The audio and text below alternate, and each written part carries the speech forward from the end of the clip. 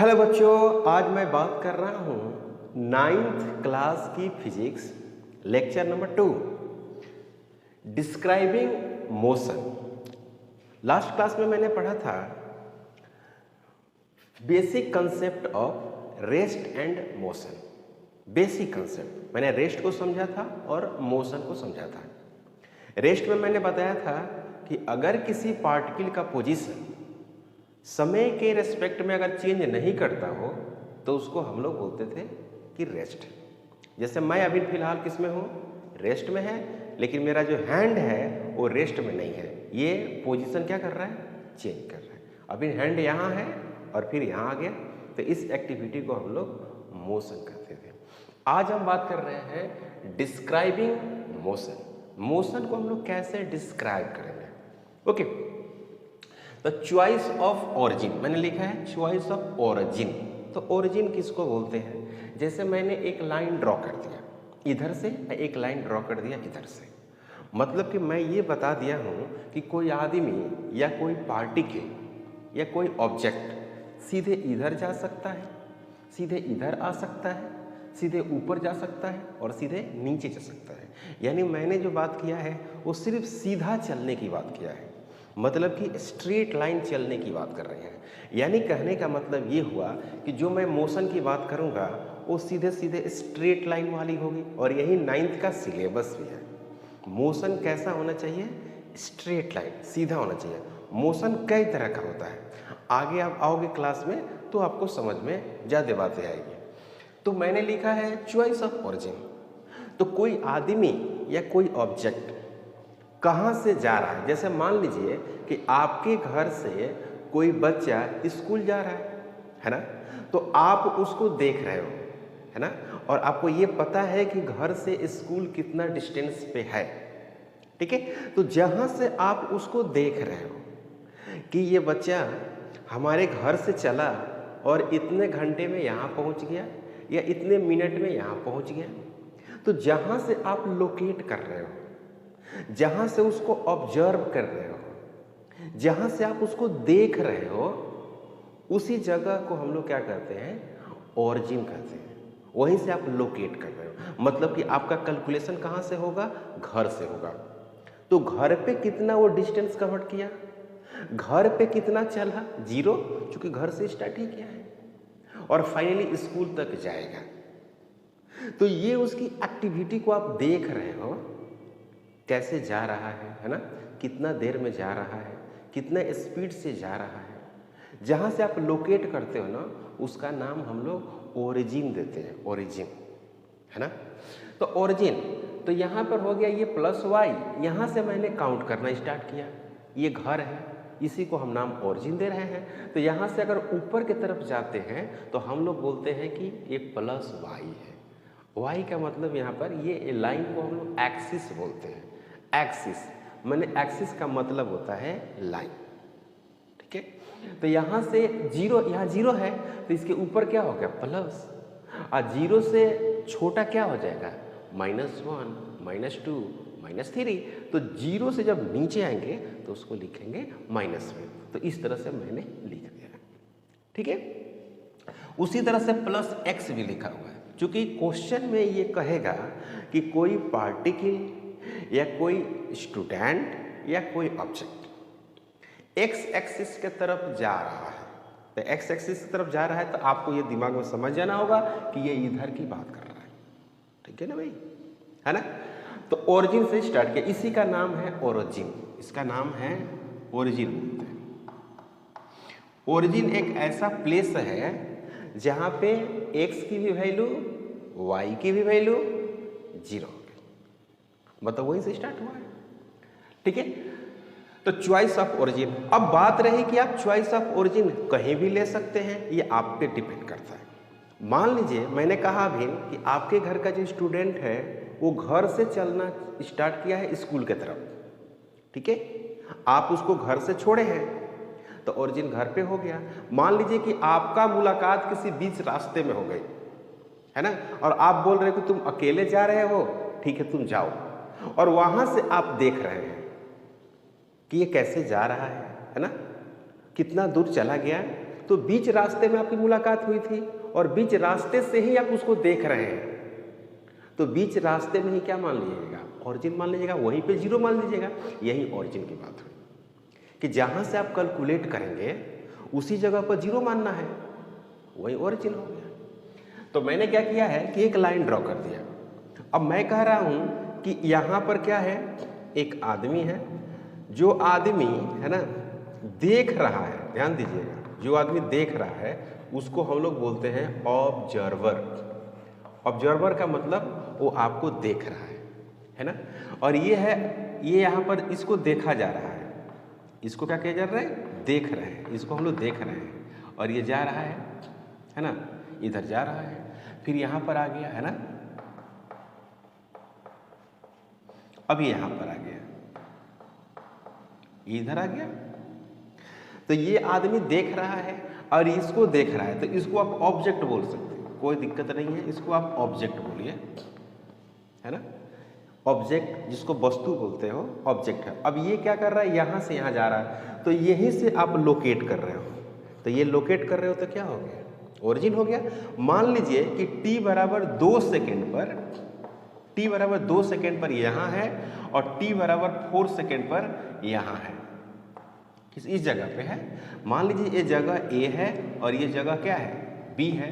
तो ये आदमी क्या कहेगा, ये कहेगा कि ये जो लड़का है t बराबर 2 सेकेंड पर हमारे पास से 2 मीटर दूर है और t बराबर 4 सेकेंड पर हमारे से 4 मीटर दूर है। ये 4 मीटर हो गया ना यहाँ से। तो इस जगह से आप लोकेट कर रहे हो, तो इस जगह को हम लोग बोलते हैं ओरिजिन। क्लियर है, इसी को हम लोग बोलते हैं ओरिजिन। यानी कोई पूछेगा कि ओरिजिन किसको बोलते हैं मोशन में, तो आप बोलिएगा कि जहाँ से किसी ऑब्जेक्ट को आप देखते हैं, है ना, कि वो कितना डिस्टेंस है, कितना फास्ट जा रहा है, कैसे उसके पोजीशन समय के अनुसार क्या कर रहा है, बदल रहा है। तो जिस जगह से आप देखते हैं उस जगह को बोलते हैं हम लोग ओरिजिन। ठीक है ना, जहाँ से आप लोकेट करते हो तो उसका नाम है ओरिजिन। इसमें कोई डाउट नहीं होना चाहिए। अगर कोई पूछता है कि ओरिजिन किसको बोलते हैं, तो आप बोलिए कि जहाँ से किसी ऑब्जेक्ट को हम लोकेट करते हैं वही जगह ओरिजिन कंसीडर करेंगे। क्लियर बात, ओके। अब हम लोग पढ़ेंगे मोशन इन स्ट्रेट लाइन, मतलब कि आपकी जो भी सिलेबस चलेगी वो है मोशन इन स्ट्रेट लाइन, मतलब कि सीधी रेखा में motion, motion in straight line, ये सब मोशन इन स्ट्रेट लाइन। अब देखिए मोशन इन स्ट्रेट लाइन, अगर कोई प्लेन है तो कैसे चलती है, सीधी रेखा में चलती है, ये मोशन इन स्ट्रेट लाइन हो गया। सीधी रेखा में चलना, जैसे मैं यहाँ पर जा रहा हूँ, लिखते लिखते लिखते लिखते कहाँ जा रहा हूँ, यहाँ जा रहा हूँ और फिर यहाँ से यहाँ चले आ रहा हूँ, है ना। तो इसको हम लोग मोशन स्ट्रेट लाइन कहेंगे, लेकिन आने वाले समय में इसको हम लोग दूसरा मोशन भी कहेंगे। अगर फिक्स टाइम इंटरवल में आगे पीछे चलते हैं और सीधा चलते हैं, इसको मोशन स्ट्रेट लाइन न कहकर हम लोग सिंपल हार्मोनिक मोशन भी बोलते हैं इसको। लेकिन फिलहाल अभी जैसे मैं लिख रहा हूँ और लिखते लिखते लिखते मेरे हाथ यहाँ जा रही है, तो ये जो एक्टिविटी हुआ ये क्या हो गया, मोशन स्ट्रेट लाइन। सिंपल समझिए, स्ट्रेट रोड पे जितने भी गाड़ियाँ चल रही है सब क्या है, मोशन स्ट्रेट लाइन है। अगर सीधी रास्ता है और उसमें आप क्या कर रहे हैं, सीधा चल रहे हैं, वो स्ट्रेट लाइन है। प्लेन चल रही है, मोशन स्ट्रेट लाइन। ट्रेन चल रही है, मोशन स्ट्रेट लाइन। ठीक है ना। तो स्ट्रेट लाइन, इसी का एक और नाम है रेक्टिलिनियर मोशन, इसका एक और नाम है rectilinear motion, motion in straight line या रेक्टिलिनियर। लीनियर मतलब लाइन होता है, रेक्टिलिनियर मोशन इसको बोलते हैं। तो यहां पर लिख सकते हैं कि एनी पार्टिकल मूव्स इन स्ट्रेट लाइन। पार्टिकल का मतलब एक पॉइंट को पार्टिकल कहते हैं। ठीक है ना, एक पार्टिकल का, जैसे हमारे शरीर में है ना बहुत सारे बाल हैं, उस एक बाल को पार्टिकल कहो, ऐसा समझो, है ना। ऐसे बोर्ड है तो बोर्ड पे कितने पॉइंट हैं, बहुत सारे पॉइंट से मिल के बना है ना, ये बहुत सारे पॉइंट से मिलकर ये बोर्ड बना है। तो इस बोर्ड को हम लोग ऑब्जेक्ट कहते हैं। और इस एक पॉइंट को, इस बोर्ड में बहुत सारे अब पॉइंट हैं, इस बोर्ड में बहुत सारे पॉइंट हैं, यानी इस ऑब्जेक्ट में बहुत सारे पॉइंट हैं, क्लियर है। तो पर्टिकुलर एक पॉइंट को बहुत छोटा होगा, है ना, किसी भी ऑब्जेक्ट में बहुत सारे पॉइंट हो सकते हैं क्योंकि वो छोटे छोटे पॉइंट से ही बना हुआ है। यही आप बात बोलते हैं इसमें केमिस्ट्री में कि छोटे छोटे एटम से बना हुआ है ना, बहुत सारे इलेक्ट्रॉन से बना हुआ, इस तरह की बातें करते हो। सेम यहाँ पर हम लोग पॉइंट की बात करते हैं या ऑब्जेक्ट की बात करते हैं। पॉइंट में और ऑब्जेक्ट में क्या अंतर है थोड़ा सा समझ लीजिए, ये पढ़ना है हायर क्लास में, यहाँ पर उसका डिस्कशन नहीं होता है, बस ऑब्जेक्ट बोलता है, गाड़ी बोल देता है, ट्रेन बोल देता है। जैसे मान लीजिए कि आपके पास एक कार है, कार के पास आप खड़े हैं, तो कार की एक बड़ी साइज आप देखते हैं तो वो आपके लिए ऑब्जेक्ट हो गया है, लेकिन कार ही आपके लिए, है ना, पॉइंट भी हो सकता है, पॉइंट या पार्टिकल हो सकती है। अब आप यहाँ पे खड़े रहिए और कार को सीधे जाने दीजिए, तो जो बहुत दूर चली जाएगी तो एक ऐसा समय आएगा कि कार विलुप्त होने को हो जाएगा, लगेगा कि अब उसका शेप एंड साइज क्या हो गया, नेग्लिजिबल, अब हमको दिखाई नहीं देगी। जब वो दिखाई नहीं देगी उस वक्त उस कार को हम लोग क्या बोलते हैं, पॉइंट बोलते हैं। क्या बोलते हैं भाई, पॉइंट, ठीक है। तो any particle moves in a straight line, in straight line, ठीक है, straight line. Motion of plane हो गया, मोशन ऑफ प्लेन, प्लेन का मोशन, ट्रेन हो गया, ट्रेन का मोशन, है ना, कार स्ट्रेट रोड पे, कार का मोशन कहाँ पे, स्ट्रेट रोड होना चाहिए ना, स्ट्रेट लाइन मोशन हो गया, क्लियर। अब यहाँ पर एक बॉल है और ये ऐसे जा रहा है, इधर जा रहा है, इधर स्ट्रेट लाइन मोशन हो गया। यहाँ पर है इस तरह से सरफेस है और यहाँ से ऐसे जा रहा है, स्ट्रेट लाइन मोशन हो गया, स्ट्रेट लाइन मोशन। ये सब क्या है, स्ट्रेट लाइन मोशन, सीधी रेखा। अब इसी स्ट्रेट लाइन मोशन का हम लोग पढ़ना है डिस्टेंस और डिस्प्लेसमेंट। समझ में आ रही है, बहुत ही इंपॉर्टेंट, जहाँ से आपको बोर्ड में भी क्वेश्चन आएगा और बहुत सारे कंपटीशन में भी आपको क्वेश्चन देखने को मिल जाएगा।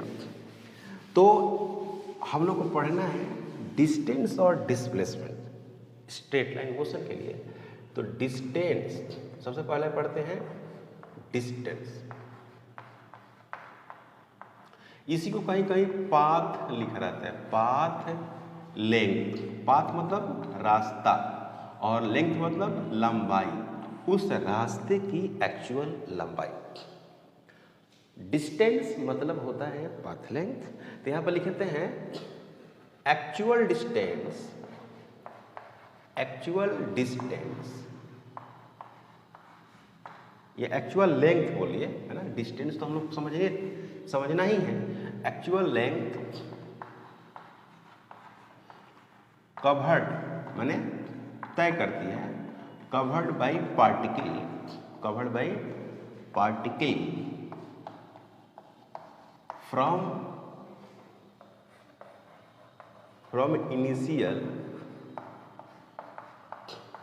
Initial to final position. Okay, actual length covered by particle from initial to final. Initial मतलब जहां से स्टार्ट किया, जहां पे आप ओरिजिन मान सकते हैं, कोई दिक्कत नहीं है, और एक जगह पर आपने गया, तो उसको हम लोग क्या बोलेंगे, डिस्टेंस बोलेंगे। या इसी को ऐसे भी लिखे जाते हैं longest path, longest path covered by particle, longest path covered by particle from initial to final position. Unit जो होती है, यूनिट ऑफ डिस्टेंस, डिस्टेंस का जो मात्रक होता है डिस्टेंस, वो क्या होता है, मीटर, मीटर हो जाता है ना, किलोमीटर भी हो जाता है, और क्या होता है, सेंटीमीटर भी होती है। तो आपको पता है कि 1 metre is equal to 100 centimetre, ये आपको पता है। 1 किलोमीटर इक्वल टू 1000 मीटर, तो 1000 metre 1 metre equal to 2 zero और हो गया सेंटीमीटर। इस तरह के आपको कन्वर्जन मिलेगा। तो किलोमीटर गाड़ी को देखेंगे, गाड़ी किलोमीटर में, अगर कोई छोटा सा कीड़ा है जो बहुत स्लो चलता है उसका कैलकुलेशन सेंटीमीटर में, और कोई आदमी है ना, उसको मीटर में कैलकुलेट कर सकते हैं। 500 मीटर गया है ना, 100 मीटर आगे गया, तो इसके हिसाब से आप इस्तेमाल करते हैं, और क्वेश्चन में भी वैसा ही दिया रहता है।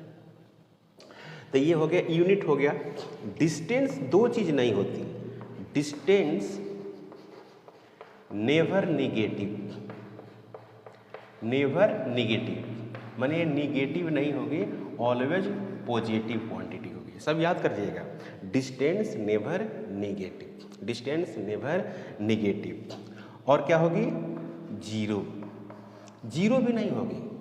जीरो का मतलब क्या हुआ? उसे चला ही नहीं, तो कोई मोशन नहीं होने के सवाल है, ना कोई डिस्प्लेसमेंट होने के सवाल है, ना कोई डिस्टेंस होने के सवाल है, कुछ हो ही नहीं सकता है ना। तो इसीलिए जीरो भी नहीं होगा, जीरो दिखाई नहीं देगा आपको, डिस्टेंस जीरो, डिस्प्लेसमेंट दिखाई देगा, डिस्टेंस नहीं दिखाई देगा। तो डिस्टेंस नहीं निगेटिव होगा और नहीं जीरो होगा, याद रखिएगा। इसकी कोई डायरेक्शन नहीं होगी। जैसे मैं चल रहा हूँ तो मेरी एक डायरेक्शन है कि मैं इधर जा रहा हूँ, है कि नहीं? कोई चलता है तो उसकी अपनी डायरेक्शन होती है, किसी का नहीं भी होती है। तो इसकी हम लोग डायरेक्शन बात नहीं करते हैं, डायरेक्शन नहीं बात करते हैं ना। तो नो डायरेक्शन, क्यों डायरेक्शन नहीं होता है आगे हम लोग पढ़ेंगे अभी। नो डायरेक्शन, नो डायरेक्शन, इसकी हम लोग डायरेक्शन की बात नहीं करते, है ना। तो ये हुआ डिस्टेंस के बारे में। अब डिस्टेंस के बारे में और कुछ करेंगे, आप इसको नोट कर लो, है ना पहले। तो डिस्टेंस के बारे में अगर हम बात करें और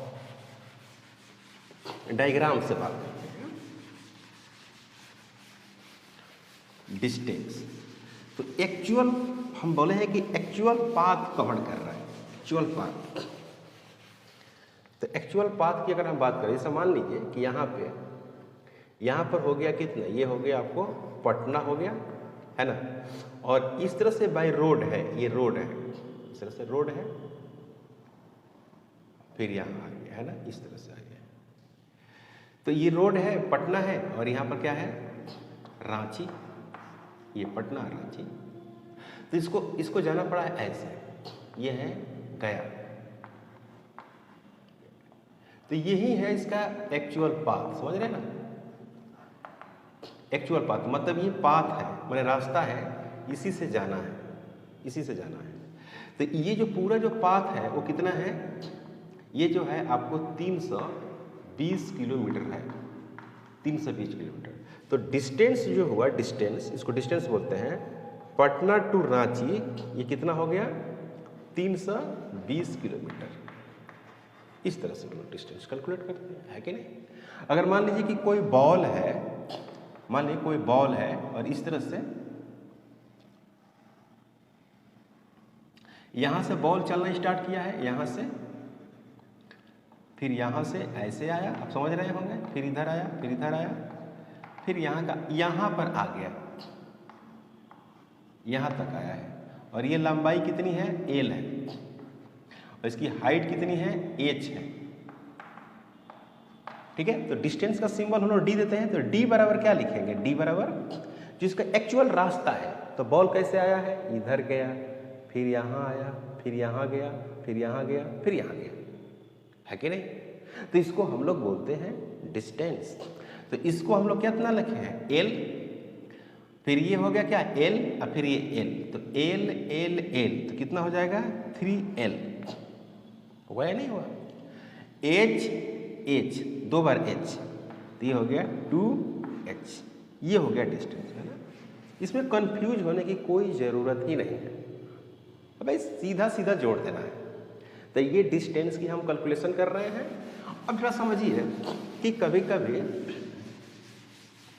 ऐसे होता है, कभी कभी ऐसे होता है, देखो ऐसे, ऐसे,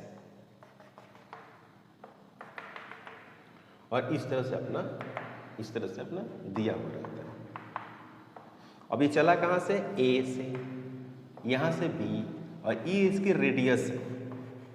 किसी भी कर्व का एक रेडियस होता है, किसी भी कर्व का। अगर कोई कर्व पाथ हो, छोटा हो या बड़ा हो, तो उसके पास एक सर्कल होती है छोटा सा। अगर सर्कल नहीं होती है तो कर्व क्या है, एक सर्कल का छोटा सा पार्ट्स है। तो छोटा सा पार्ट्स हो या कंप्लीट सर्कल हो या एक एलिमेंट्री पार्ट हो किसी कर्व का या सर्कल का, तो उसके पास रेडियस होगा, रेडियस है ना, रेडियस होगा। तो हम क्या कर रहे हैं कि ए से बी जा रहा है, ठीक है, ए से बी। तो समझिए, याद कर दीजिएगा इसको, है ना। ट्रिगोमेट्री आपको नहीं पता है, इसको थीटा बोलते हैं। क्या बोलते हैं बच्चों, थीटा। क्या पढ़ते हैं, THI, थीटा। ये एंगल है, क्या है, एंगल। एंगल का मतलब होता है जो कोण बनाती है, कोण, है ना। जैसे एंगल, एंगल का मतलब ये होगा, जैसे ये होगा, ये होगा। देखो ये इसके बीच एक कोण बन गया, इसके बीच एक कोण बन गया, इसके बीच एक कोण बन गया, ये कोण बन गया ना। θ1, θ2, θ2, θ1, समझ में आ रहे, है ना। तो ये क्या है, एंगल, एंगल है, एंगल बिटवीन टू लाइंस। दो लाइंस हो गए ना, लाइंस, दो लाइंस के बीच एंगल बनता है। दो लाइन, लाइन समझते हो, ऐसे ऐसा खींच दो, क्रॉस करा दीजिएगा तो वहाँ पर एंगल बनेंगे। बहुत सारे एंगल बनेंगे, आप देखोगे उसके हिसाब से बोलोगे कि एंगल है। मान लो कि ये एक लाइन है L1, ये एक लाइन है क्या, L2, तो L1 L2 के बीच एंगल बना, तो उसी को हम लोग एंगल बोलते हैं, है ना। तो देखो ये एक लाइन है और ये भी एक लाइन है, तो ये वाला डिस्टेंस हुआ, ये क्या हुआ भाई, डिस्टेंस हुआ। तो मुझे इसी का डिस्टेंस पता करना है। ये डिस्टेंस क्या है, D, इसी D को हमको पता करना है।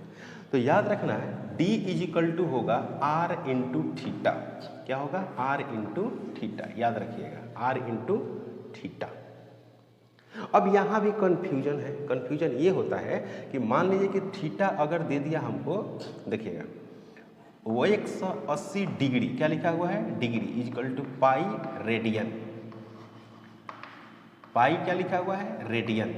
तो जो डिस्टेंस होगा, डिस्टेंस ऑलवेज किस में होगा, ऑलवेज इन रेडियन, मैंने रेडियन में कन्वर्ट कर देना है। बहुत इंपॉर्टेंट क्वेश्चन है, बहुत इंपॉर्टेंट बात है यहाँ पर। ये थोड़ा सा इंपॉर्टेंट बात हो रही है, हो सकता है आपको कम समझ में आए, लेकिन मैं काफ़ी समझाने की कोशिश कर रहा हूँ। तो ऑलवेज इन रेडियन, जैसे मान लीजिए कि थीटा = कितना है, 30 डिग्री है। तो अब ये नहीं कि यहाँ पर D = R इंटू 30 लिख देंगे, डिग्री गलत हो गया। इसीलिए हम कह रहे हैं कि डिग्री को आप रेडियन में कन्वर्ट कर दीजिए। तो एक डिग्री में जब 180 डिग्री में पाई रेडियन है, तो पाई बीटा कितना हो जाएगा, 180 रेडियन हुआ कि नहीं हुआ, RAD हुआ। तो इसी को आप कन्वर्ट कर दीजिए। तो यहाँ पर डिस्टेंस जो मिलेगा, ध्यान दीजिएगा, R इंटू 30 इंटू पाई बटे 180, समझा, 180। अब इसका ये आंसर हो गया, है ना। काफ़ी इंपॉर्टेंट है, ये पाई है, ठीक है। बाद में हम लोग क्वेश्चन करेंगे, NCERT में क्वेश्चन है, इसीलिए मैंने बता दिया, ओके। तो हम लोगों ने डिस्टेंस के बारे में काफ़ी अच्छे से समझा। आप देख लो भाई, नोट कर लो, कोई दिक्कत हो तो पूछो। तो ये हो गया आपका डिस्टेंस। मैंने बात किया डिस्टेंस की, क्लियर।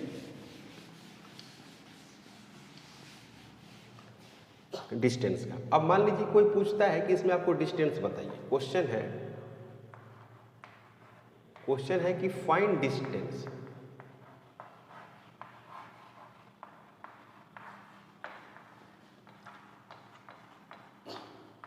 Find distance. पहला है ऐसे है कि कोई पार्टिकल है, ऐसे गई है, फिर ऐसे चलिए, फिर यहाँ आ गई, यही है A और B। ये 2 मीटर है यहाँ से यहाँ तक, और यहाँ से यहाँ तक 4 मीटर है, फिर ये 3 मीटर है, और ये 8 मीटर है। समझ में आया, ये हो गया P Q R। ये डिस्टेंस निकालना है, क्लियर। एक डिस्टेंस निकालना है यहाँ पे, इसका डिस्टेंस निकालना है। ये ऐसे चली है, यहाँ चली है, यहाँ से चलना स्टार्ट किया है और यहीं पे चली आई है। इसकी रेडियस कितनी है? r। इसकी रेडियस r। दो क्वेश्चन है हमारे पास। अगर मैं दोनों का सोल्यूशन देखूं यहाँ पर तो कैसे लिखेंगे सोल्यूशन में? एक ही अगर हम बात करें बच्चों, एक ही, तो डिस्टेंस क्या लिखेंगे? देखो डायरेक्ट यहाँ से यहाँ तक 2 और फिर यहाँ से यहाँ तक 4, फिर यहाँ से यहाँ तक 3 और फिर यहाँ से यहाँ तक 8। तो ये होगा 2 4 6 3 9 है ना, और 8 17। तो कितना होगा? 17 मीटर हो गया, 17 मीटर। तो डिस्टेंस डायरेक्ट लिखते हैं। डायरेक्ट डिस्टेंस ए से बी तक क्या हो गया? डायरेक्ट लिखो तो आपको लिखोगे 2 + 4 प्लस कितना? +3 और +8। तो ये हो गया आपको 17 मीटर। यूनिट क्या होगा? मीटर होगा डिस्टेंस। ओके, ये हो गया। अब देखो बी में डिस्टेंस देखो, तो यहाँ से चलना स्टार्ट किया, घूम के यहीं पर चली गई, तो इसकी पूरी लंबाई कितनी होती है? सरकमफ्रेंस बोलते हैं, याद है? क्या बोलते हैं इसको? सरकमफ्रेंस। ये वैल्यू कितनी होती है? इसी को डी बोलते हैं। अब पता है कितना होती है? 2πr। हो गया ये distance. Distance is equal to 2πr।